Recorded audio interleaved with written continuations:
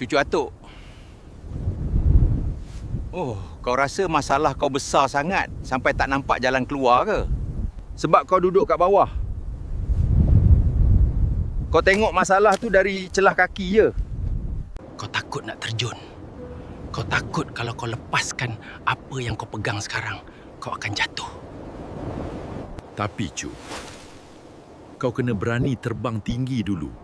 Baru kau nampak betapa kecilnya dunia ni. Bila kau dah kat atas ni, masalah yang kau fikir gunung tadi, rupanya cuma bintik kecil je. Tukar sudut pandang kau. Jangan jadi hamba pada masalah. Tapi jadilah tuan pada perspektif kau. Bila jiwa kau dah luas, tak ada apa lagi yang boleh buat kau rasa sesak. Luaskan pandangan. Lapangkan dada. Ingat pesan atuk sayang ni.